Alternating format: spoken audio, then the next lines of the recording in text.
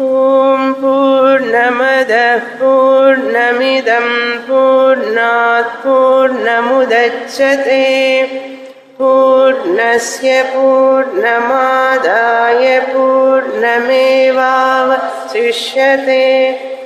ఓం శాంతి శాంతి శాంతి.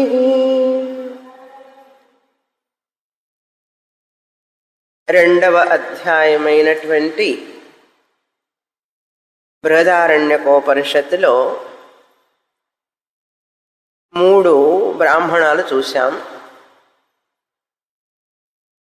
ఈ రెండవ అధ్యాయంలో చాలా ముఖ్యమైనటువంటి బ్రహ్మ విద్య బోధింపబడింది. మొదటి బ్రాహ్మణం అజాతశత్రు బ్రాహ్మణం, రెండవ బ్రాహ్మణం శిశు బ్రాహ్మణం, మూడవ బ్రాహ్మణం మూర్తామూర్త బ్రాహ్మణం.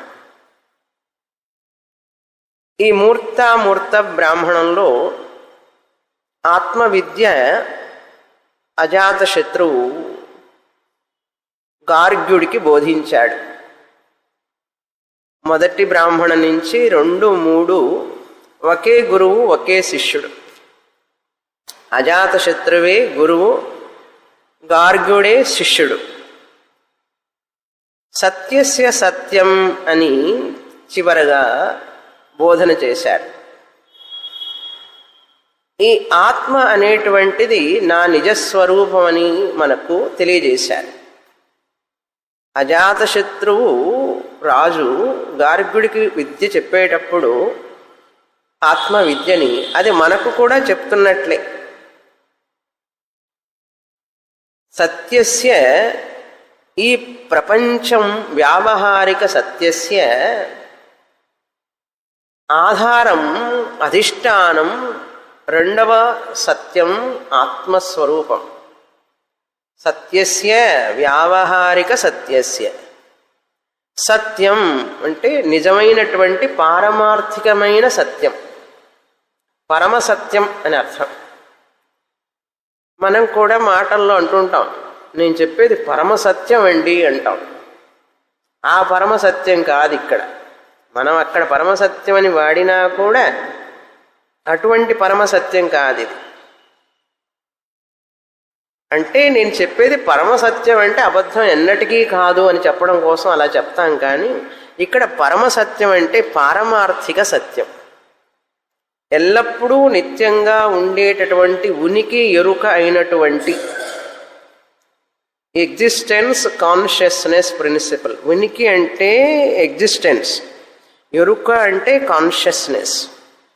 ఆ ఉనికిని ఎనుక అనేది ఎవరు అంటే నాకంటే వేరు కాదు. అది నేనే ఉనికి స్వరూపం, నేనే ఎరుక స్వరూపం. ఎరుక ఉనికి అనేవి 2 కాదు. ఉనికే ఎరుక, ఎరుకే ఉనికి. ఇప్పుడు అగ్నికి ప్రకాశము వేడి 2 రకాలు, విడివిడిగా ఉంటాయా? అగ్ని అంటేనే ప్రకాశము ఉష్ణత, 2 అగ్ని యొక్క తత్వం. అవి 2 వేరువేరు రూపాలు కాదు. అదేవిధంగా ఆత్మ అనేటువంటిది ఉనికి ఎరుక స్వరూపం. ఈ నేను అనేటప్పుడు ఈ నేనులో ఉన్నటువంటి నా యొక్క నిజమైన స్వరూపం ఉనికి ఎరుక. నా వేషం వచ్చి ఈ శరీరం, ఈ పేరు, అన్నీ ఇవన్నీ నా నిజమైన స్వరూపం కాదు. ఇక్కడ మనం ఎప్పుడు ఒక ఉదాహరణ గుర్తుపెట్టుకుంటాం, లౌకిక ఉదాహరణ. విద్యుత్తుకి రూపం లేదు. విద్యుత్తుకి, ఎలక్ట్రిసిటీకి రూపం లేదండి, ఆకారం లేదు దానికి. ఆకారం లేని ఎలక్ట్రిసిటీ మనకు ఉపయోగపడాలి అంటే ఎలా ఉపయోగపెట్టుకుంటాం? దాన్ని ఒక ఎలక్ట్రికల్ వస్తువుల ద్వారా దాన్ని వ్యక్తం చేసి దాన్ని ఉపయోగించుకుంటాం. ఈ మైక్లో ఎలక్ట్రిసిటీ వ్యక్తం అవుతోంది, శబ్ద రూపంలో వస్తున్నది మీకు. ఎలక్ట్రిసిటీ ఆ బల్బు నుంచి కాంతి రూపంలో వస్తున్నది. విద్యుత్ అనేటువంటి ఎలక్ట్రిసిటీ అనేది ఫ్యాన్లో నుంచి గాలి రూపంలో మనకు వ్యక్తం అవుతుంది. ఒకే ఎలక్ట్రిసిటీ మూడు వస్తువుల నుంచి మూడు విధాలుగా మనకు ఉపయోగపడుతోంది. చెవుకేమో శబ్దాన్ని ఇస్తున్నది, కంటికేమో రూపాన్ని ఇస్తోంది, స్పర్శ ఇంద్రియానికేమో గాలి ఇస్తోంది. మూడు ఇంద్రియాలకి మూడు విధాలుగా ఒకే ఎలక్ట్రిసిటీ పనిచేస్తోంది. ఎలా పనిచేస్తుందంటే మూడు రకాలైనటువంటి పరికరాలు. రూపం లేనటువంటి ఎలక్ట్రిసిటీ ఎలాగైతే మనం ఒక పరికరం ద్వారా ఉపయోగించుకుంటున్నామో అదేవిధంగా రూపం లేనటువంటి ఆత్మనైన నన్ను నేను తెలుసుకోవాలన్నా, నన్ను నేను అనుభవించాలన్నా, నన్ను నేను ఆనందించాలన్నా, నన్ను నేను పొగుడుకోవాలన్నా, నన్ను నేను ఏదైనా సరే ఏ విధంగా అయినా అనుభవానికి తెచ్చుకోవాలన్నా నాకు ఇదొకటి కావాలి. ఇది లేకుండా నేనేమీ చేయలేను. కనుక నన్ను నేను ఈ రూపంలో మరొక రూపంలో మరొక రూపంలో చూసుకుంటూ ఆత్మస్వరూపాన్ని ఆనందించగలుగుతాను. లేకపోతే నాకు రూపం లేదు కనుక నన్ను నేనే అనుభవించలేను, ఆనందించలేను, రుచి చూడలేను, ఏమీ చేయలేను. ఈ విషయం మనకు శాస్త్రం చదివితే బోధపడుతుంది.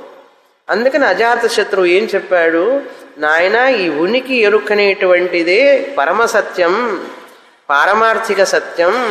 దానికి రూపం లేదు, అది ఒక్కటే. కానీ అనేక రూపాలలో అనేక విధంగా కనపడుతున్నది. భార్యగా, భర్తగా, తండ్రిగా, తల్లిగా ఒకే ఆత్మ నేను అనేక రూపాలలో అజాయమానః బహుధా విజాయతే.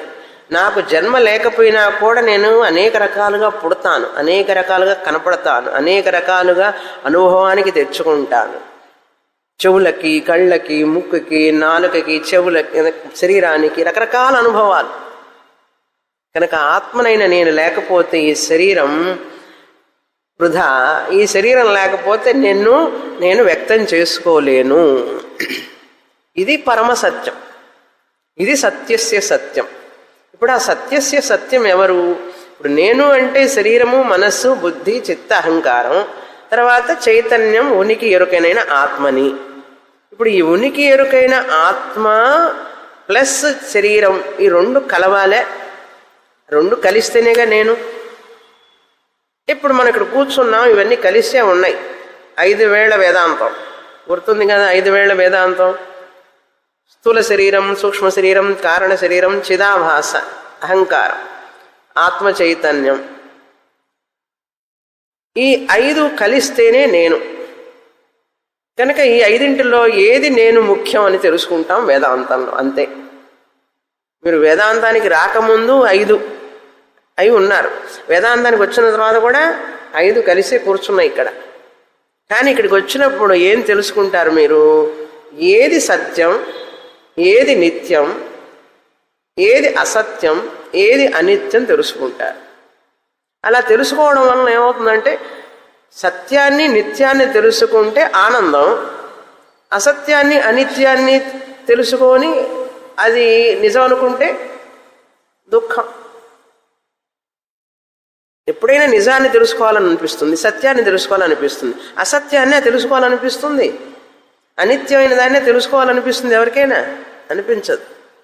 కనుక ఈ 5 ఏది సత్యం అంటే ఆత్మ చైతన్యం సత్యం, ఉనికి ఎరుక ఆత్మ సత్యం. ఇవి పరికరాలు. ఇది తెలుసుకోవడమే మోక్షం. మోక్షం అంటే పైకి చూడకూడదు. ఈ విధంగా శాస్త్రం ద్వారా గురుముఖంగా తెలుసుకోవడమే జ్ఞానప్రాప్తి. ఈ జ్ఞానప్రాప్తే మోక్షప్రాప్తి. చాలామందికి ఇది మోక్షమా, ఇదా మోక్షం, ఇట్లా ఉంటుందా అన్న. అవును, దీన్ని మించిన మోక్షం లేదు, వేరే మోక్షం అంటూ ఏమీ లేదు. ఇది ఎట్లా మోక్షం అవుతుందండి అన్నారు. ఎలాగంటే, అసలు మోక్షం అంటే అర్థం తెలుసా నీకు అని అడుగుతుంది శాస్త్రం. మోక్షం అంటే దుఃఖం నుంచి బయటపడటం. దుఃఖం నుంచి బయటపడటమే మోక్షం కదా. ఇప్పుడు అనిత్యమైన దాన్ని అనిత్యంగా, అసత్యమైన దాన్ని అసత్యంగా తెలుసుకుంటే నిత్యమైన దాన్ని నిత్యంగా, సత్యమైన దాన్ని సత్యంగా తెలుసుకుంటే దుఃఖం ఉండదు. అది మోక్షమే కదా. మరి దానికంటే మోక్షం ఏముంటుంది? తాడును తాడుగా తెలుసుకుంటే దుఃఖం ఉండదండి. తాడును పాముగా అనుకుంటే దుఃఖం. కనుక నేను శరీరం అనుకుంటే దుఃఖం. శరీరం నాకు ఒక ఉపకరణం, పరికరం అనుకుంటే దుఃఖం లేదు. ఎందుకంటే శరీరానికి ముసలితనం ఉంటుంది, వ్యాధి ఉంటుంది, మరణం ఉంటుంది. దానికి దాని నేచర్ అది. కానీ నేను ఆ శరీరాన్ని పనిచేసేటట్టు చేస్తున్నా, మనసును పనిచేసేటట్టు చేస్తున్నా. నాకు మరణం లేదు, నాకు ముసలితనం లేదు, నాకు వ్యాధి లేదు. ఇప్పుడు దుఃఖం ఉందా? లేదు. ఈ జ్ఞానం వస్తే దుఃఖం ఉండదు. కనుక అది మోక్షం. దుఃఖ నివృత్తే మోక్షం. దుఃఖం నుంచి బయటపడడమే మోక్షం. ఎలా బయటపడ్డాం? ఇప్పుడు శరీరంలో ఉంటూనే ఇప్పుడు వస్త్రం కొట్టుకున్నామండి. ఈ వస్త్రం మీద కాకి రెట్ట పడింది అనుకోండి. కాకి రెట్ట పడితే ఏడుస్తామా? దిగులు పడతామా? ఎందుకని? అట్లా దులిపేస్తాం. అది నేను కాదు కదా, నన్నేం చేయదు అది. ఎందుకంటే అది వస్త్రానికి సంబంధించినది, నాకు కాదు. అవునా? అద్దంలో ముఖం చూసుకుంటున్నాం, అద్దం పగిలింది అనుకోండి, అన్ని రకరకాలుగా అందులో వంకర్లు కనపడుతూ ఉంటాయి. అప్పుడు ఆ అద్దానికి ప్రాబ్లం, కానీ నా ముఖానికి ఏం ప్రాబ్లం లేదు. అవునా?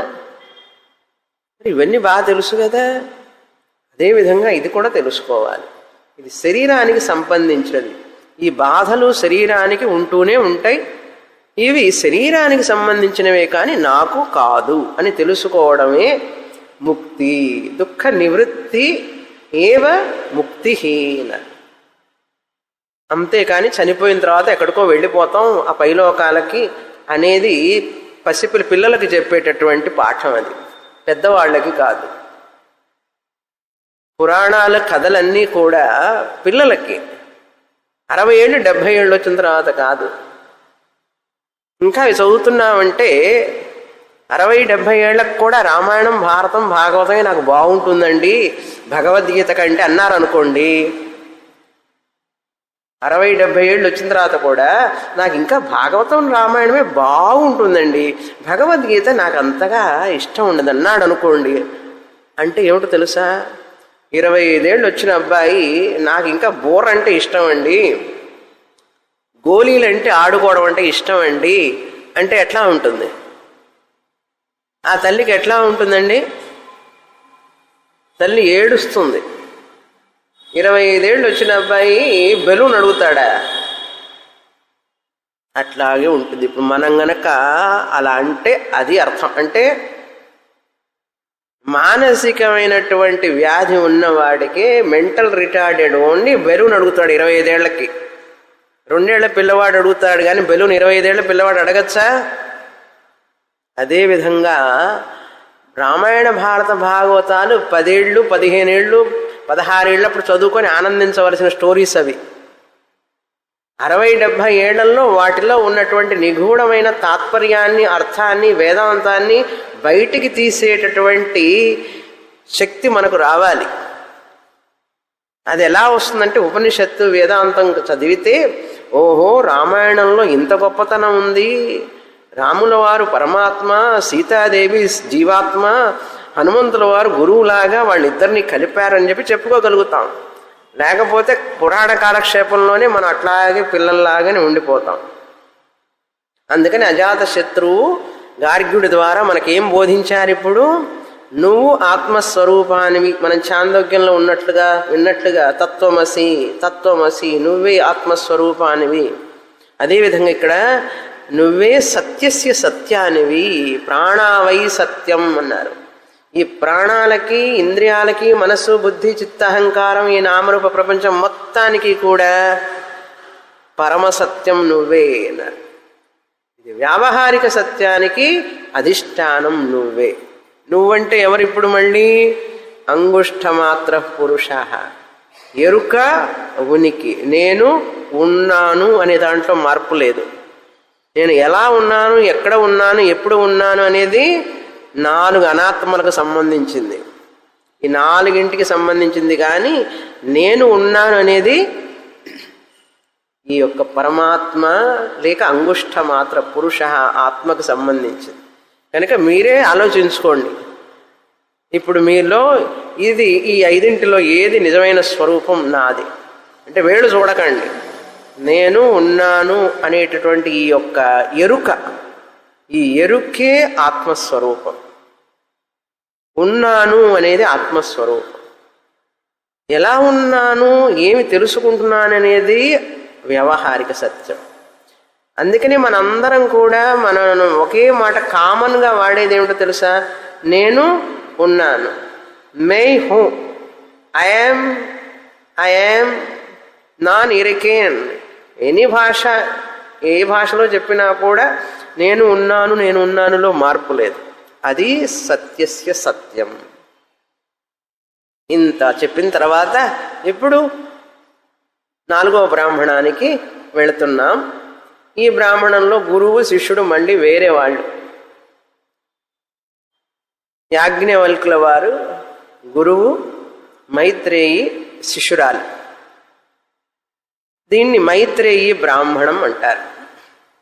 మైత్రేయికి బోధించడం వలన మైత్రేయి అనేక ప్రశ్నలు వేస్తుంది భర్తని. యాజ్ఞవల్కుల వారు భర్త అయినప్పటికీ కూడా ఆమె ఆత్మ విద్యను బోధించమని అడుగుతుంది. అందుకని భర్త గురుస్థానాన్ని పొందుతాడు, భార్య శిష్యురాలి స్థానాన్ని పొందుతుంది. ఎలాగైతే అర్జునుడు కృష్ణ పరమాత్మని అడుగుతాడు, శిష్యస్తేహం షాధి మాం త్వాం ప్రపన్నం. నేను శిష్యుడిగా నీకు శరణాగతుడినవుతున్నాను, నాకు బోధించవలసినది, ఈ దుఃఖం పోవడానికి నాకు మార్గం చూపించవలసినది అని అర్జునుడు అడుగుతాడు. రథసారథిగా వచ్చినటువంటి కృష్ణుడు జగద్గురువుగా మారుతాడు. రథానికి స్వామి ఎవరు? అర్జునుడు. అర్జునుడే మాస్టర్, యజమాని రథానికి. అటువంటి యజమాని అయినటువంటి అర్జునుడు శిష్యుడైపోతాడు. అదేవిధంగా ఇక్కడ కూడా యాజ్ఞవల్కుల వారు భర్త అయినప్పటికీ కూడా భార్య యొక్క జిజ్ఞాస వలన ఆయనకి గురుస్థానం లభిస్తుంది. ఇక్కడ ఇది ఈ యొక్క బ్రాహ్మణానికి పేరు రావడానికి కారణం మైత్రేయి బ్రాహ్మణం. మరి ఇంకొకసారి కూడా వస్తుంది ఈ మైత్రేయి బ్రాహ్మణం, మరొక చోట కూడా వస్తుంది 4వ అధ్యాయంలో. ఇప్పుడు ఈ మంత్రం చదువుతాం. మొదటి మంత్రం 4వ బ్రాహ్మణం 77వ పేజీ. అక్కడ ఒక చిన్న కరెక్షన్ ఉంది. మొదటి లైన్లో ఉద్యాస్యాన్వా ఉన్నది. స్యా దీర్ఘం కాదు, హ్రస్వం. అంత దీర్ఘం అవసరం లేదు. స్యాకి స్య అంతే. ఉద్యాస్యన్వా, స్యా దీర్ఘం తీసేయండి. చదువుతాం. మైత్రేయీతి హోవాచ యాజ్ఞవల్క్యః ఉద్యాస్యన్వా అరే అహం అస్మాత్ స్థానాదస్మి. స్యన్వా అరే అహం అస్మాత్ స్థానాదస్మి హంతతే అనయా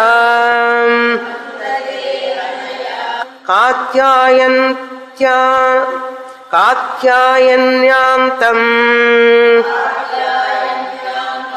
కరవాణీతి.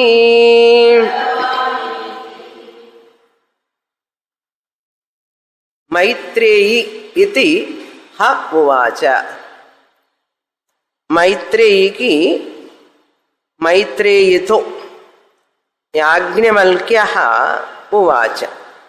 యాజ్ఞవల్కుడు అనేటటువంటి మహా ఋషి మైత్రేయి భార్య అయినటువంటి మైత్రేయితో ఈ విధంగా అన్నారు.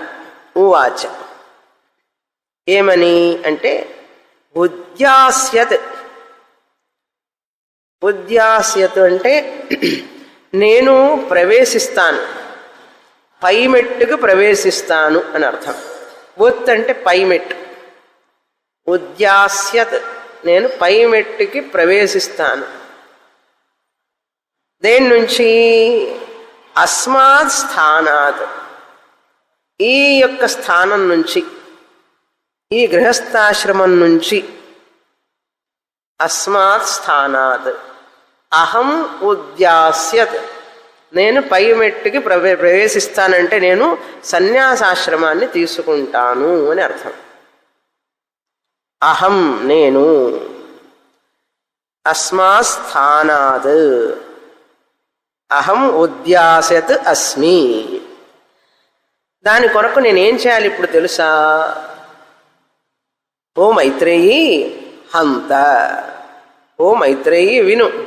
ఇప్పుడు ఏమిటంటే విషయం, హంత విను. కాత్యాయన్యాంతం కరవాణీతి, నీకు కాత్యాయనికి సంబంధాన్ని అంతం చేస్తున్నాను అని అర్థం. అంతం అంటే కాత్యాయన్యాంతం, అంతం కాదు, కాత్యాయన్యాంతం. కాత్యాయనితో నీ సంబంధాన్ని తెగతెంపులు చేస్తున్నాను.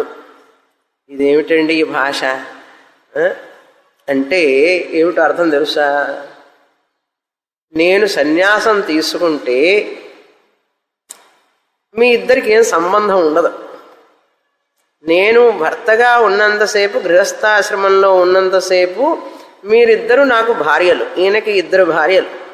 కాత్యాయని మొదటి భార్య, తర్వాత గార్గి యొక్క శిష్యురాలైనటువంటి మైత్రేయి ఒకరోజు గార్గిని అడుగుతుంది. గార్గి చాలా విదుషీమణి. ఆమె యాజ్ఞవల్క్యుల వారిని అనేక ప్రశ్నలు వేస్తుంది.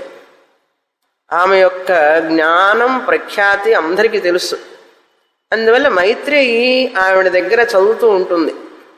చదువుతున్నప్పుడు ఆమె అడుగుతుంది, యాజ్ఞవల్క్యుల వారి గురించి వింటుంది మైత్రేయి. విని నేను మైత్రేయి అడుగుతుంది గార్గిని, నేను యాజ్ఞవల్క్యుల వారిని వివాహం చేసుకోవాలనుకుంటున్నాను. వారి యొక్క విద్య, వారి జ్ఞానం చూసి నాకు ఆనందం వేస్తుంది. అప్పుడు గార్గి చెప్తుంది, అలాగే చేసుకో అంటుంది. తర్వాత వాళ్ళకి వివాహం అవుతుంది, మైత్రేయికి యాజ్ఞవల్క్యుల వారికి. కనుక ఈయనకి 2 భార్యలు. కనుక నేను సన్యాసం తీసుకుంటే నా ఆస్తిపాస్తులన్నీ మీ ఇద్దరికి పంచిపెట్టాలి. ఉన్న ఆస్తిని అంటే ఈయన అనేక సదస్సులకు వెళ్ళి, వేద సదస్సులకు వెళ్ళి బాగా ఆవులని బంగారాన్ని సంపాదించుకొని వచ్చారు. వచ్చి ఆయనకి ఉంటుంది కదా ఆస్తి, మరి దాన్ని నేను సన్యాసం తీసుకుంటే అన్నీ వదిలిపెట్టి వెళ్ళాలి కదా. దాని కొరకు మీ ఇద్దరికి ఏం చేయాలి? నేను ఇద్దరికి 2 భాగాలు చేయాలి. 2 భాగాలు చేసి మీ ఇద్దరికి పంచిపెట్టేస్తే నేను సన్యాసం తీసుకుంటే ఇంక మీ ఇద్దరికి ఏం సంబంధం ఉండదు. కాత్యాయంతాం, కాత్యాయంతాం కాత్యాయని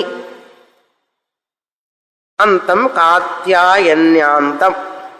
కాత్యాయని దీర్ఘం, కాత్యాయని ప్లస్ అంతం కాత్యాయన్యాంతం. అంతం చేస్తాను అంటే ఏమిటి? ఇక్కడ మీ యొక్క సంబంధాన్ని ఈ రోజుతో నేను తెగతెంపులు చేస్తాను అని అర్థం. మనం నెగిటివ్గా తీసుకోకూడదు. ఇక్కడ తెగతెంపులు చేస్తానంటే తెలుగులో ఒక చెడు అర్థంగా అనుకుంటాం. అట్లని కాదు. ఇక్కడ నేను సన్యాసం తీసుకుంటే మీ ఇద్దరికి ఇంక ఏ సంబంధం లేకుండా చేస్తాను అని అర్థం. ఇండైరెక్ట్గా అర్థం చేసుకోవాలి. కరవాణి నేను చేస్తాను అంటే దీని యొక్క సెంటెన్స్ యొక్క అర్థం ఏంటంటే, నేను సన్యాసం తీసుకోబోతున్నాను గృహస్థాశ్రమం నుంచి, కనుక మీ ఇద్దరు నాకు ఏ సంబంధం ఉండదు. నువ్వు నాకు భార్యవి కాదు, ఆమె నాకు భార్య కాదు. ఇప్పుడు మీరిద్దరూ నాకు భార్యలు కానప్పుడు మీ ఇద్దరికి మాత్రం ఏం సంబంధం ఉంటుంది? ఏం సంబంధం ఉండదు. కనుక మీరిద్దరు మళ్ళీ రేపు పోట్లాడుకోకుండా ఉండడాని కోసం నేనేం చేస్తానంటే ఆస్తిని పంచి పెడతాను అని 2వ మంత్రంలో చెప్తున్నారు. ఇప్పుడు ఈ మంత్రంలో ఏం చెప్పారు ఇంతవరకు?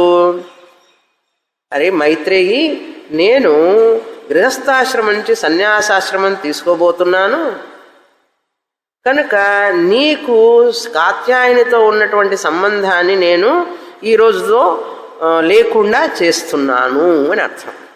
ఎలా చేస్తాను అంటే రెండవ మంత్రం చదువుతాం. 78వ పేజీ. సాహోవాచ మైత్రేయీ యన్నుమ ఇయం భగో సర్వా పృథివీ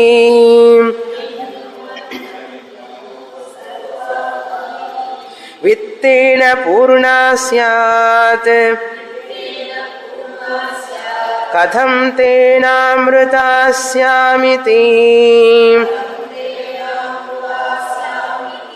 నేతి హోవాచ యాజ్ఞవల్క్యః యథా ఏవ ఉపకరణవతాం జీవితం తథైవ తే జీవితం స్యాత్ అమృతత్వస్య తో నాశాస్తి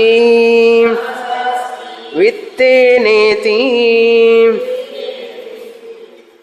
చాలా ముఖ్యమైనటువంటి ఆత్మబోధ జరుగుతున్నది. సాహోవాచ మైత్రేయి. ఆవిడ ఎంత విజ్ఞానవంతురాలంటే ఈయన ఈ మాటల్లో ఆవిడ అర్థం చేసుకున్నది. ఏమని? నేను గృహస్థాశ్రమం నుంచి సన్యాసాశ్రమం తీసుకోబోతున్నాను, మీ ఇద్దరికి ఎటువంటి సంబంధం లేకుండా చేస్తున్నాను అంటే ఆవిడకి అర్థమైపోయింది. మామూలు వాళ్ళు ఎవరు అర్థం చేసుకోలేరు. అంటే ఉన్న ఆస్తినంతా కూడా మీ ఇద్దరికి పంచిపెడతాను అని అన్నాడు ఆయన. అందులో అర్థం అది.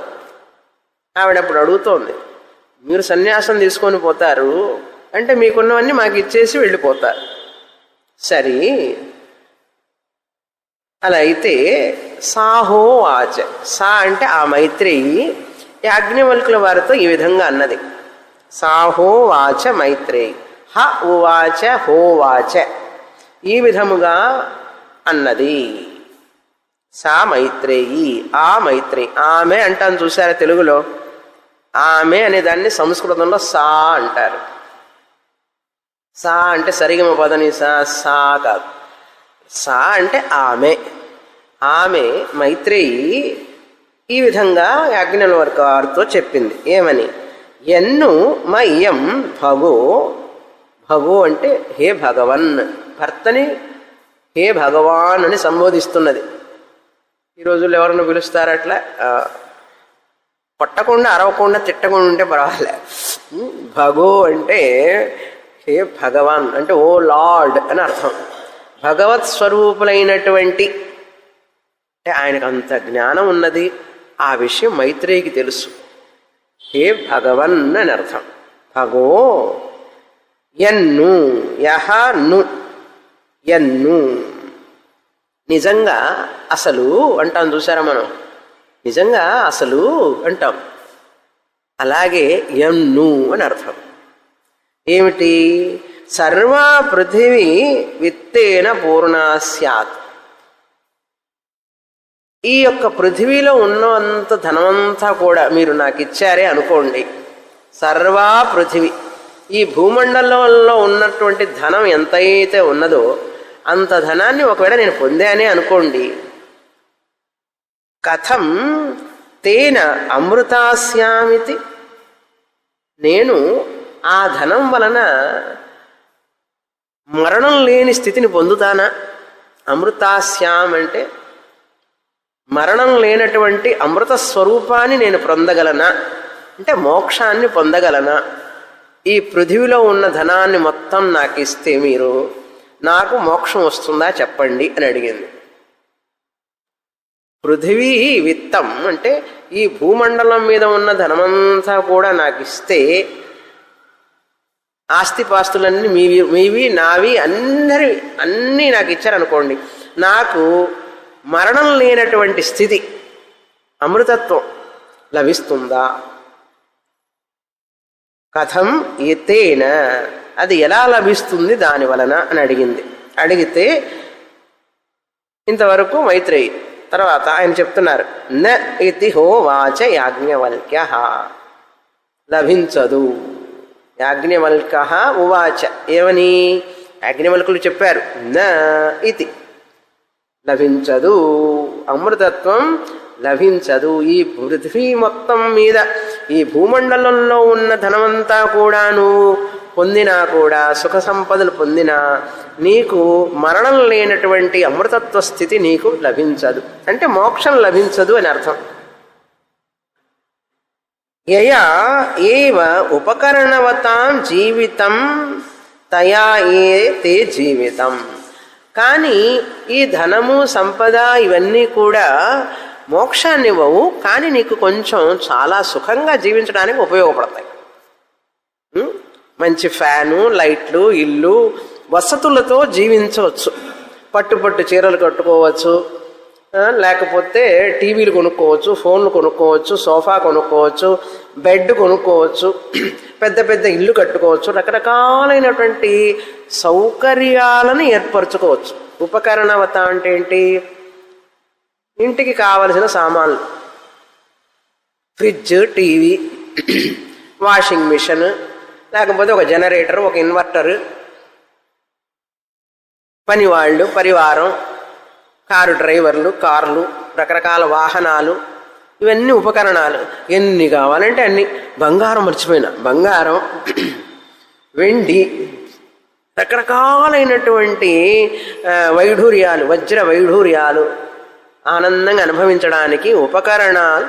జీవితం తేన, ఆ ధనం వలన ఆనందంగా హాయిగా నీకు తినాలనుకున్నది తినచ్చు, కట్టుకోవాలన్నది కట్టుకోవచ్చు, విహరించాలనుకున్న చోట విహరించవచ్చు, కాలు కింద పెట్టకుండా నిన్ను అందరూ చక్కగా చూసుకుంటారు, ఆనందంగా జీవించవచ్చు అన్నాడు.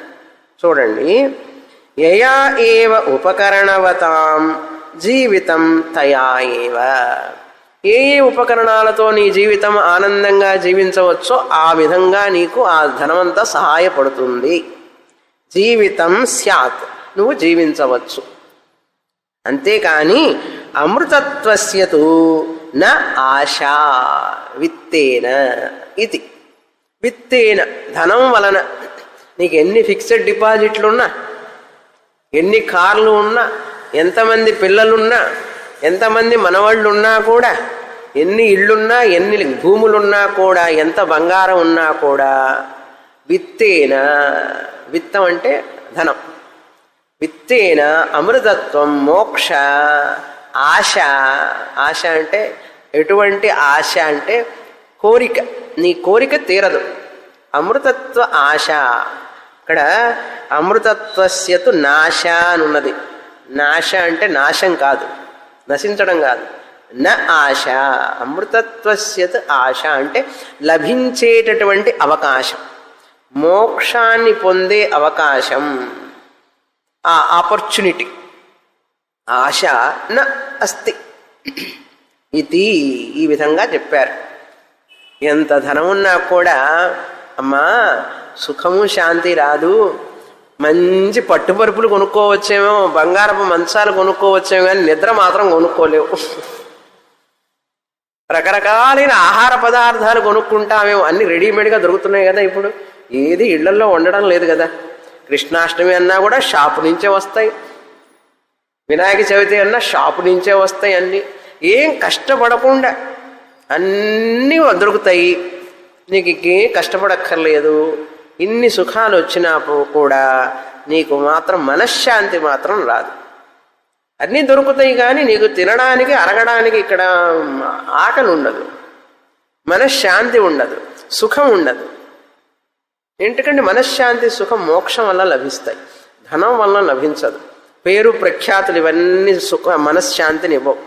ఏమిస్తే మనశ్శాంతి అంటే ఒక క్లాసు మాత్రమే కదా ఇస్తున్నది మనశ్శాంతి. అది పరమసత్యం, అందరికీ తెలుసు. క్లాసుకు వస్తేనే హాయిగా శాంతిగా ఉంటుందండి. ఇంటికి వెళ్ళామంటే అన్ని సమస్యలే, ప్రతిదీ సమస్య. అన్నీ బాగుంటాయి అక్కడ, అన్నీ రెడీగా ఉంటాయి, అయినా కూడా కంటికి నిద్ర పట్టడం లేదండి. నిద్ర కరువు అయిందండి, ఆకలి లేదండి. ఏమంటే బాధ, దిగులు, చింత మనిషికి. ఆ దిగులు, చింత, బాధ ఉన్నంతసేపు శరీర బాధ కావచ్చు, మనకిష్టమైన వాళ్ళ యొక్క శరీర బాధ కావచ్చు, వాళ్ళు పడే బాధలు కావచ్చు, లేకపోతే ఆర్థిక బాధలు కావచ్చు. ఈ బాధలన్నీ కూడా ఆర్థిక బాధలు అక్కర్లేదు, శరీర బాధే మహాబాధ.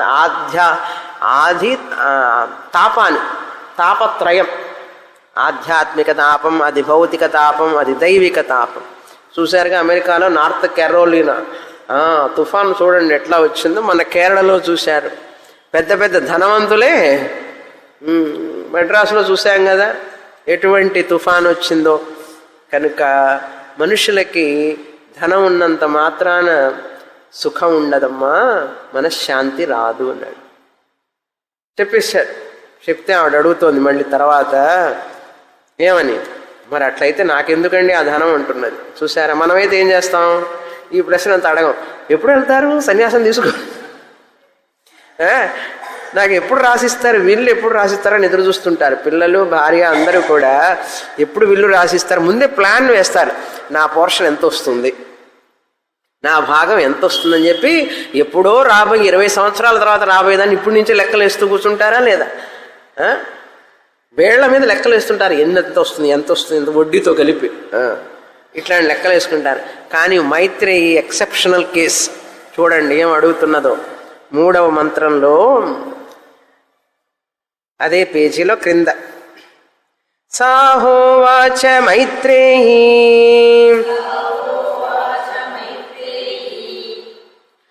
ఏనాహం నామృతాస్యాం కిమహం తేన కుర్యాం యదేవ భగవాన్ వేద తదేవ మే బ్రూహీతి. సాహోవాచ,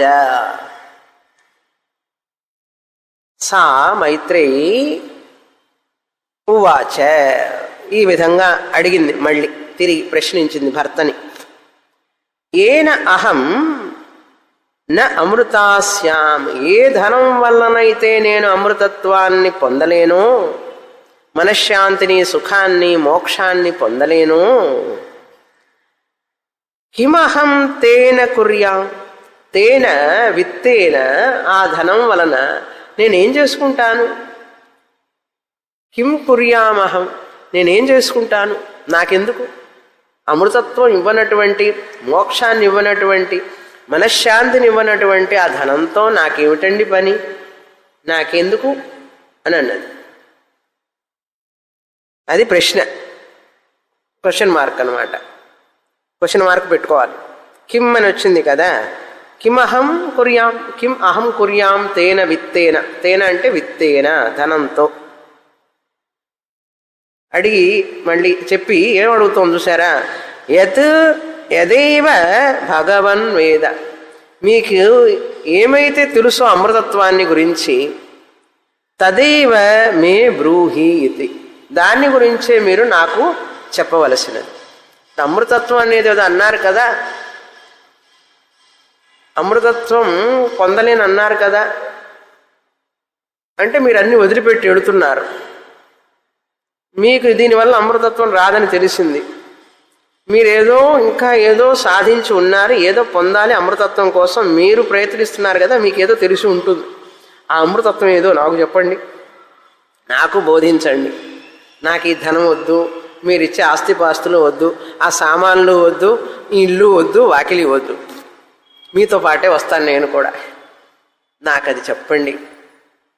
యత్ ఏవం యదేవ భగవన్, ఓ భగవన్, ఓ భగవత్ స్వరూపులైనటువంటి భర్తగారు అని సంబోధిస్తోంది. మీకు అమృతత్వాన్ని గురించి తెలిసిన విషయం ఏదైతే ఉన్నదో, ఇక్కడ అమృతత్వం అనేది చెప్పలే, మీకు ఏదైతే తెలుసో అది నాకు చెప్పండి అంది. ఎందుకంటే మీ ఇంత ఆస్తిని వదిలిపెట్టి మీరు వెళుతున్నారంటే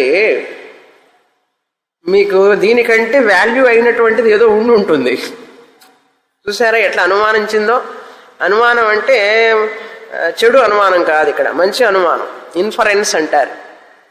అంటే మీకు దీన్ని మించిన ఆనందాన్ని ఇచ్చేది ఏదో ఉంటే కదా మీరు ఇంత ధనాన్ని వదిలిపెట్టేసి వెళ్ళిపోతారు.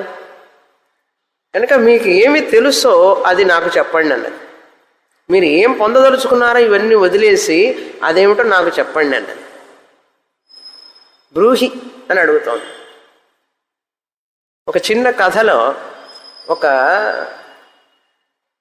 ఒక వ్యక్తి చాలా బీదవాడైతే ఒక సాధువు దగ్గరికి వెళ్ళి ఆ సాధువుని అడిగాడు, నాకు ఈ బీదరికాన్ని పోయేటట్లు చేయండి, నాకు ఏదైనా సహాయం చేయండి అన్నాడు.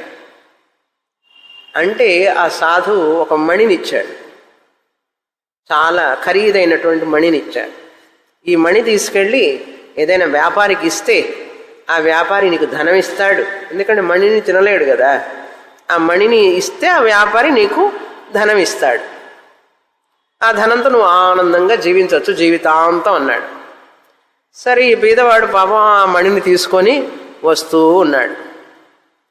దోవలో వచ్చేటప్పుడు ఒక ఆలోచన వచ్చింది బీదవాడికి, ఇంత విలువైనటువంటి మణిని నాకు ఇచ్చాడు ఈయన పిచ్చివాడు, ఇంత విలువైన మణిని నాకు ఇచ్చాడు, అసలు ఈయన పిచ్చివాడా బాగా తెలియగలవాడా అని ఆలోచించాడు. ఈ సాధువు దగ్గర ఏదో ఇంకా దీనికంటే విలువైనది ఏదో ఉన్నది, లేకపోతే ఇంత మణి నాకెందుకు ఇస్తాడు. ఏమంటే ఒక వ్యక్తికి 1,00,000 రూపాయలు ఇచ్చామంటే మన దగ్గర ఇంకా అధికంగా ఉంటే కదా ఇస్తాం, లేకపోతే ఇస్తామా? 1,00,000 రూపాయలు ఇచ్చామంటే మన దగ్గర 10 లక్షలన్నా కనీసం ఉండాలి, 10 1 కోటి రూపాయలన్నా ఉండాలి, లేకపోతే ఇవ్వం కదా. అదేవిధంగా ఈ వ్యక్తి అనుకున్నాడు, నాకు ఈ మణిని ఇచ్చాడు అంటే ఈయన దగ్గర ఈ మణి కంటే ఖరీదైనటువంటి విలువైనటువంటిది ఏదో ఉండుంటుంది, ఆ విలువైనటువంటిది ఏదో తెలుసుకుందాం పోయి అని చెప్పి మళ్ళీ వెనక్కి వచ్చాడు. స్వామి, నాకు ఇంత విలువైన మణి నాకు ఇచ్చారు అంటే మీ దగ్గర ఏదో దీనికంటే అధికమైనటువంటి విలువైనటువంటిది ఏదో ఉన్నది, అదేమిటో చెప్పండి అన్నాడు. సాధువు కదా పాపం, అడిగిందంతా చెప్పేస్తారు వాళ్ళు. అడిగితే చెప్తాను కూర్చో అన్నాడు. కూర్చొని ఏం చెప్పాడు? వేదాంతం చెప్పడం మొదలుపెట్టాడు. ఆత్మ నిత్యం తదన్య సర్వం మిథ్య, ఆత్మను తెలుసుకుంటే ఆత్మానందం వస్తే ఇంకేది అక్కర్లేదు ప్రపంచంలో, నువ్వు అన్నీ పొందినట్లే, నీకే దిగులు చింత ఉండదని చెప్పేటప్పటికీ అట్లయితే నాకు ఈ మణి వద్దు అని చెప్పి అక్కడ పెట్టేశాడు. నాకు ఇదే బాగుంది అన్నాడు. అట్లాగే ఇక్కడ కూడా ఎప్పుడైతే యాజ్ఞవల్కుల వారు ఇస్తానన్నాడో అమృతత్వం మాత్రం రాదన్నాడు, అట్లయితే నాకెందుకండి ఇది, మీ దగ్గర ఏదో దేనికి విలువైనది ఉన్నది, నాకు అది చెప్పండి అన్నది. ఏం చెప్తాడు ఆయన? ఇప్పుడు సన్యాసాశ్రమం తీసుకుంటా అన్నాడు. ఈ సన్యాసాశ్రమం అంటే ఏమిటి అనేది మనం విన్నాం ఇంతవరకు, కానీ ఒకసారి మళ్ళీ గుర్తు చేస్తాను. ఆయన తీసుకోబోయే సన్యాసాశ్రమం గురించి శంకరాచార్యుల వారు ఈ ఆశ్రమ ధర్మాన్ని గురించి రాస్తారు చాలా వివరంగా. మన యొక్క భారతీయ సంస్కృతిలో, వైదిక సంస్కృతిలో 4 ఆశ్రమాలు ఉన్నాయి. మనం ఆశ్రమం అనుకుంటే ఎక్కడో ఒక స్వాముల వారు ఉంటారు ఆ ఆశ్రమంలో అనుకుంటాం, అంతే కదండి. మామూలుగా నన్ను చూడంగానే స్వామిని మీ ఆశ్రమం ఎక్కడని అడుగుతారు, ఎందుకంటే కాషాయం వేసుకున్నామంటే ఆశ్రమం ఉండాలి అని లెక్క. ఆశ్రమం అంటే ఏమిటి? మామూలుగా మనకేమనిపిస్తుంది? ప్రశాంతంగా ఉంటుంది, శాంతిని పొందవచ్చు, ఆనందంగా ఉంటుంది అనుకుంటాం కదా ఆశ్రమం అంటే.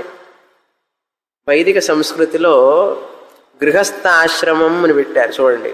ఆశ్రమం, గృహస్థాశ్రమంలో కూడా నువ్వు ఒక శాంతిని ఆనందాన్ని పొందేటటువంటి స్థలం. 4 ఆశ్రమాలు: బ్రహ్మచర్య ఆశ్రమం, గృహస్థాశ్రమం, వానప్రస్థ, సన్యాసం. 4ంటికి ఆశ్రమం అని పెట్టారు. మీరు గుర్తు చూడండి బాగా. అంటే ఏమిటి? సాధన చేసుకుంటూ మనం ఆధ్యాత్మికంగా ఎదగడానికి ఒక జీవన విధానం. 1వ సంవత్సరం నుంచి 25 ఏళ్ల వరకు బ్రహ్మచర్య ఆశ్రమం. ఆ సమయంలో ఆ జీవన విధానంలో ఏం చేయాలి ఆ వ్యక్తి అంటే, వేదాలు చదువుకొని, ధర్మశాస్త్రాలన్నీ చదువుకొని బాగా క్షుణ్ణంగా విద్యాభ్యాసం చెయ్యాలి. పురాణ ఇతిహాసాలన్నింటినీ కూడా, శాస్త్రాన్ని ధర్మబద్ధమైనటువంటి జీవనం ఎలా గడపాలి, అసలు ధర్మం అంటే ఏమిటి అని తెలుసుకోవాలి ఆ విద్యాభ్యాస సమయంలో. పరావిద్య, అపరావిద్య ఇట్లాంటి విద్యలన్నీ ఉంటాయి. మనిషికి ధర్మ అర్థ కామ మోక్షాలనే 4 పురుషార్థాలు ఉంటాయని తెలుసుకోవాలి. అప్పుడే బ్రహ్మచర్య ఆశ్రమంలో మనిషికి ముఖ్యమైనటువంటి 4 గమ్యాలు ఉంటాయి. ధనం సంపాదించుకోవడం, ధార్మికంగా జీవించడం, ఆ ధనాన్ని వచ్చిన ధనాన్ని ధార్మికంగా అనుభవించడం, కామ, తర్వాత మోక్షాన్ని పొందడం. ఈ 4 పురుషార్థాలు ఉంటాయి. వీటి కోసం నేను నా జీవితాన్ని ఉపయోగించుకోవాలని చెప్పి తెలుసుకోవాలి. ఎప్పుడు? బ్రహ్మచర్య ఆశ్రమంలో.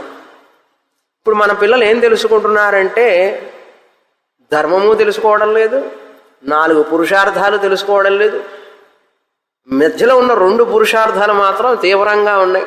అర్థకామ, అర్థకామ ధర్మబద్ధమైన జీవితం ఒకటి ఉంటుంది. అది జీవిస్తేనే మనీషి అవుతాడని ఏమీ తెలియదు ఇప్పుడు వాళ్ళకి. మనం ఏదో పిల్లల్ని బాగా ఇంగ్లీష్ చదువులు చదివించి, మా అబ్బాయి ఎంఏ చదివాడు, ఎంఈ చదివాడు, ఎంబీఏ చదివాడు, అమ్మాయి చదివిందని చెప్పి గొప్పలు చెప్పుకుంటాం మనం. ఆత్మవిద్య లేని విద్య, అందుకని వెనకటి రోజుల్లో చెప్పేవాడు విద్య లేనివాడు వింత పశువు అన్నాడు. ఏ విద్య? ఆత్మవిద్య. ఆత్మవిద్యను పొందడం కోసం నీ యొక్క శరీరాన్ని పోషణ చేసుకోవాలి. నీ మనస్సును శుద్ధం చేసుకోవడానికి నువ్వు కొన్ని కర్మలు చేయాలి. దానికి ధనం కావాలి. అప్పుడు శాస్త్రం చెప్తుంది ధర్మబద్ధంగా ధనం సంపాదించు, సంపాదించిన ధనాన్ని నువ్వు పోషించుకో జీవితాన్ని. అందుకోసం నువ్వు గృహస్థాశ్రమంలో ప్రవేశించు. ఇవన్నీ విద్యాబుద్ధులు నేర్పిన తర్వాత గృహస్థాశ్రమంలో ప్రవేశిస్తాడు. అక్కడ ఏం చేయాలి? నేర్చుకున్న ధర్మాన్ని పాటించాలి. కర్మయోగం చేయాలి, ఉపాసన యోగం చేయడం, కర్మయోగం చేయాలి. ముఖ్యంగా పంచమహాయజ్ఞాలు చేయాలి. దైవ పూజ చేయడం, పితృవులకి పితృకర్మలు చేయడం, బ్రహ్మయజ్ఞం చేయడం, ఇవన్నీ చదవడం, డైలీ పారాయణం చేయడం, మంత్రాలు చదవడం, సూక్తాలు చదవడం, ఇట్లాంటివన్నీ చేయాలి. చేసి కర్మలు చేస్తూ ఉండాలి. భూత దయ కావాలి, మనుషులకు సేవ చేయడం, ఇవన్నీ చేయడం గృహస్థాశ్రమంలో. ఇలా చేయగా చేయగా చేయగా మనసు శుద్ధపడి కొంతకాలానికి అప్పటికి 50 ఏళ్ళు వస్తాయి. 25 నుంచి 50 వరకు 25 సంవత్సరాలు గృహస్థాశ్రమం. అప్పుడు తాళం చేతుల పిల్లలకు ఇచ్చేసి ఇంకా చాలు చేసిన కర్మలన్నీ ఇప్పుడు నేను జపం ధ్యానం చేసుకుంటాను. వానప్రస్థాశ్రమం. వానప్రస్థాశ్రమంలో మనిషి జపం చేయడం, ధ్యానం చేయడం, భగవత్ చింతనలోనే ఉంటాడు. ఇంకా గృహస్థాశ్రమ కర్మలలో యాక్టివ్గా ఉండకూడదు. 50 తర్వాత లెక్క ప్రకారం, శాస్త్రం లెక్క ప్రకారం. ఇప్పుడు పెళ్ళే 35 ఏళ్ళకి అవుతుండే ఇంకా వానప్రస్థ. పిల్లలు పుట్టేది ఎప్పుడు, వాడిని పెంచేది ఎప్పుడు? కనుక 50 ఏళ్ళకి మనం గృహస్థాశ్రమానికి గుడ్ బై చెప్పాలి. గృహస్థాశ్రమానికి గుడ్ బై చెప్పేసి వనం ప్రతి గచ్చతి ఇది వానప్రస్థ. అక్కడ ఏం చేయాలంటే పిల్లలు, మనవాళ్ళు, మనవరాళ్ళ గురించి ఆలోచించకూడదు, భగవంతుడిని గురించి ఆలోచించాలి. నెక్స్ట్ ఏమిటి నా సాధన, ఏం చెయ్యాలి? అక్కడ ఉపాసన అన్నారు. ఉపాసనా యోగం. బ్రహ్మచర్యంలో అధ్యయనం, గృహస్థాశ్రమంలో కర్మయోగం, వానప్రస్థాశ్రమంలో ఉపాసనా యోగం. తర్వాత ఏంటి? సన్యాసం తీసుకో. 75 రాగానే లెక్క ప్రకారం తీసుకోవాలి. 75 రాగానే సన్యాసం, భార్యతో కూడా. ఇప్పుడు అదే చేస్తున్నారు ఈయన ఇక్కడ యాజ్ఞవల్కుల వారు. ఇంకా జపం ధ్యానం కూడా అక్కర్లేదు, ఆత్మ విచారణ. ఎందుకంటే మనసు ఏకాగ్రత పొందున్నది, మనసు శుద్ధమై ఉన్నది, రాగద్వేషాలు లేవు, అన్నీ పూర్తి చేసుకున్నారు బాధ్యతలన్నీ. సన్యాసం తీసుకొని గురువు దగ్గరికి వెళ్ళాలి. వివిధిషా సన్యాసం తీసుకుని గురువు దగ్గరికి వెళ్ళి చదువుకొని క్షుణ్ణంగా అలా చదువుకున్న తర్వాత ఏం చేయాలి? ఆ గురువు గారి దగ్గర నుంచి కూడా సెలవు తీసుకోవాలి. అయిపోయింది గురువు గారితో సంబంధం కూడా. చూసారా సంబంధాలని ఎలా వదులుకుంటూ వచ్చాడు ఒక్కొక్కటి. అమ్మా నాన్నతో సంబంధం వదులుకొని గృహస్థాశ్రమంలో ప్రవేశించాడు. గృహస్థాశ్రమం నుంచి పిల్లలతో సంబంధం వదులుకొని వానప్రస్థానికి వచ్చాడు. వానప్రస్థం నుంచి గురువు సంబంధం పెట్టుకొని అక్కడి నుంచి గురువుతో కూడా సంబంధం లేదు. ఇప్పుడు ఒంటరిగా సన్యాసి అంటే ఏకాకి అలా ఉండి ఇంకా ఆత్మచింతనలోనే జ్ఞానయోగంలో శ్రవణం చేస్తూ ఉండాలి. అవన్నీ ఆ రోజులు ఇలా చెప్తుంది శాస్త్రం. ఇలా చేయడం వల్ల ఏంటి, మనకు ఒక జీవన పద్ధతి, సాధన సాధ్యాలన్నీ తెలుసుకొని చక్కగా ధర్మ అర్థ కామాలని చక్కగా ఉపయోగించుకొని మోక్షం కోసం మనం ప్రయాణిస్తాం. ఇప్పుడు యాజ్ఞవల్కుల వారు గృహస్థాశ్రమం నుంచి విద్వత్ సన్యాసం తీసుకోపోతున్నారు. జ్ఞానం పొందడం కోసం తీసుకునే సన్యాసం వివిధిషా సన్యాసం, కానీ ఆయన జ్ఞాని ఆల్రెడీ, అందుకని ఇప్పుడు విద్వత్ సన్యాసం తీసుకుంటారు. జ్ఞానం పొందిన తర్వాత తీసుకునే సన్యాసం విద్వత్ సన్యాసం. అటువంటి సన్యాసాన్ని తీసుకోబోతున్నారు ఆయన. భార్యలు అయితే కొంతమంది మీరు వెళ్ళి రండి, నేను రాలేను, మా అబ్బాయి దగ్గర హాయిగా ఉంది, మా అమ్మాయి దగ్గర హాయిగా ఉంది, మనవాడి దగ్గర హాయిగా ఉంది అంటారు. కాత్యాయనేమో లౌకిక ప్రజ్ఞ కాత్యాయని అంటుంది ఉపనిషత్తు. ఆవిడికి ప్రాపంచికమైనటువంటి విషయాలంటే ఇష్టం. ఎక్కడెక్కడ రిడక్షన్ సేల్ దొరుకుతూ ఉంటుంది, ఎక్కడెక్కడ ఏమి కొనాలి, ఎవరెవరు గెస్టులు వస్తుంటారు, ఎప్పుడు ఏం పెట్టాలని ఆలోచిస్తుంటుంది ఆవిడ. కానీ మైత్రేయికి మాత్రం చూడండి, మీరు ఏం తెలుసుకున్నారో ఆ విషయాన్ని నాకు చెప్తారా అని అడిగింది. అందుకని ఆస్తి పాస్తులు నాకొద్దు, మీరు ఎక్కడికి వెళితే మీతో పాటే నేను వస్తాను, మీకు ఏమి తెలుసో మీరు నాకు అదే చెప్పండి. ఆ తెలుసుకున్నది ఏదో మీరు ఎన్ని వదిలిపెట్టి వెళుతున్నారంటే మీకు ఏదో చాలా ఉన్నతమైనది తెలిసి ఉంటుంది కనుక అదే చెప్పండి. అందుకోసమే వచ్చింది ఆవిడ, అందుకోసమే ఆవిడ పెళ్లి చేసుకుంది యాజ్ఞవల్కుల వారిని. ఆయన ధనం కోసం కాదు, ఆయన యొక్క పేరు ప్రఖ్యాతులను చూసి చేసుకోలే, వారిలో ఉన్న జ్ఞానాన్ని పొందడం కోసం ఇది ఒక అవకాశం. భార్యగా దగ్గర ఉన్నదనుకో అప్పుడు ఆవిడ ఎక్కువ నేర్చుకోవచ్చు కదా. అందరికీ భర్త గురువుగా దొరుకుతాడా? సొంత భర్తే గురువుగా వస్తే ఇంకెంతకంటే కావాల్సిందే ఉంది. అప్పుడు ఆయన కూడా మహా ఆనందం, ఓహో నువ్వంటే చాలా ఇష్టం నాకు, అంతకుముందు కూడా చాలా ఇష్టమే, ఇప్పుడు చాలా చాలా ఇష్టం, ఎందుకంటే చాలా మంచి ప్రశ్న వేసావు కదా.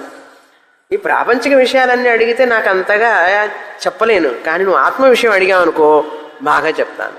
అందుకని నువ్వు నాకు చాలా డియరెస్ట్ అంటున్నారు. ఇప్పుడు చూడండి తర్వాత మంత్రంలో 4వ మంత్రం చదువుతాం.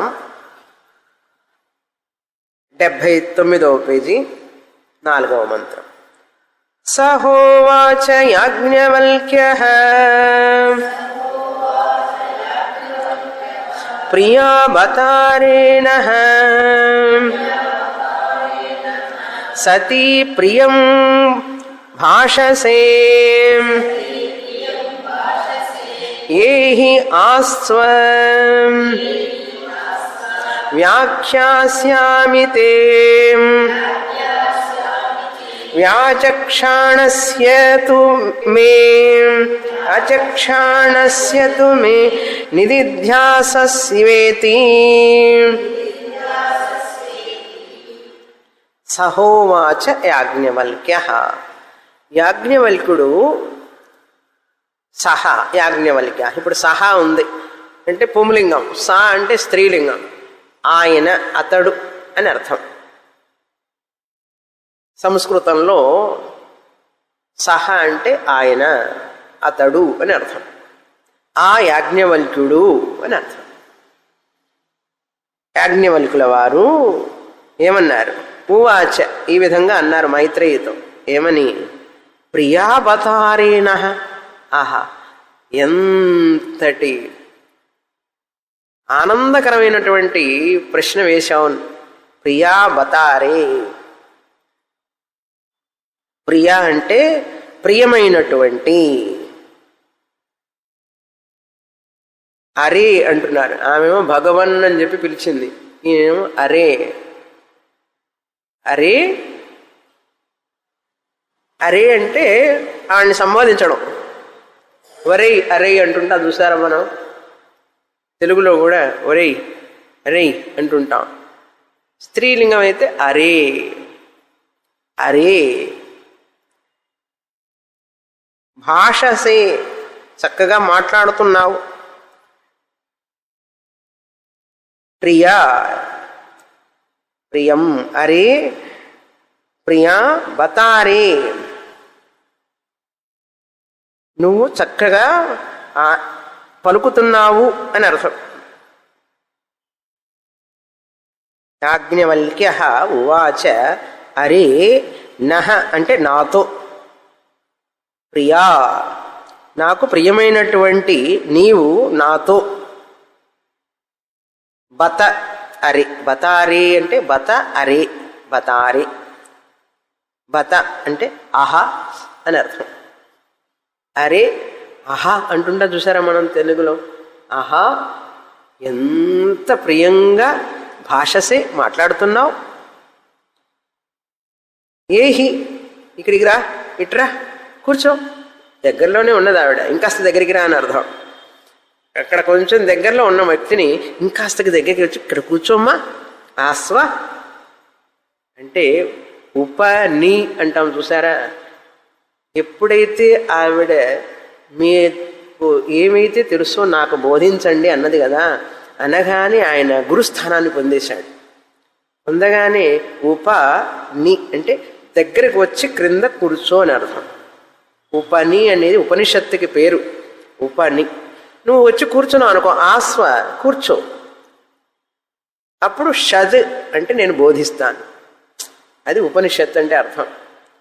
ఇలారా కూర్చో, దగ్గరకు వచ్చి కూర్చో. ఏహి ఆస్వ వ్యాఖ్యాస్యామి తే నీకు నేను వ్యాఖ్యానం చేస్తా అంటే బోధిస్తాను, చెప్తాను. ఆయనకు ఒకటే ఆనందం, పరమైన ఆనందం. వ్యాచక్షాణస్యతు మే నేను నీకు బోధించబోతున్నాను. అట్లా బోధించేటటువంటి నా చేత బోధింపబడుతున్నటువంటి ఈ విద్యను నువ్వు వినబోతున్నావు. మే వ్యాచక్షాణస్య నువ్వేం చేయాలి ఇప్పుడు నేను చెప్పబోయేది, నిధిధ్యాసస్వ ఇది. నువ్వు ధ్యానం చేసేటప్పుడు ఎట్లా ఉంటారు, నిధిధ్యాసనం అంటే ఇక్కడ ధ్యానం. నిధిధ్యాసస్వ అంటే ధ్యానం చేసేటప్పుడు ఎట్లాగైతే అబ్జార్బ్ అయిపోయి ఏకాంతంగా చిత్త సమాధానంతో ఉంటారో అట్లా వినాలి ఇప్పుడు నువ్వు. ఇంతకుముందంతా లాగా కాదు, భార్యలాగా ఉన్నప్పుడు కాదు. ఇప్పుడు నువ్వు నేను చెప్పబోయేది ఏకాగ్రతతో వినమ్మా అంటున్నారు. అందుకని కూర్చో విను అన్నారు. మిగతాది వచ్చే వారం చూస్తాం. అప్పుడు 5వ మంత్రం నుంచి ఆత్మవిద్యని బోధిస్తారు. పూర్ణమద పూర్ణమిదం పూర్ణాత్ పూర్ణముదచ్యతే పూర్ణస్య పూర్ణమాదాయ పూర్ణమేవావశిష్యతే. ఓం శాంతి శాంతి శాంతి. హరి ఓం. శ్రీ గురుభ్యో నమః. హరి ఓం.